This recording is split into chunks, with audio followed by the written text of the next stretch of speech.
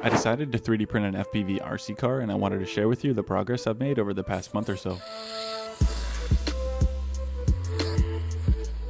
The first iteration didn't really work out because the motor didn't have a lot of torque and I was still figuring out the best way to power everything. The next iteration was easier to drive since I added some tires made of TPU, but it still had issues with the motor overheating and the gear slipping. So the third iteration is where I'm at now, and I've since fixed those problems for the most part. Everything uses a combination of 3D printed parts and metal hardware to hold it all together. Taking a closer look here, I split the design into 3 sections: the drivetrain, the steering, and the electronics. The drivetrain uses a 2-to-1 gear ratio, so this little motor has enough torque to spin the wheels. The next section is the steering, where lock nuts hold these links in place while this micro servo moves them back and forth. The last section includes all the electronics listed here, mounted to the middle of the chassis. This part's a bit much to try to explain, but basically all of this is to drive the motor and servo, which is all powered by this 2S LiPo battery. The way it's controlled is with some Arduino code and the receiver and transmitter from my tank project. Let me know what you think and drop a comment with what you want to see next.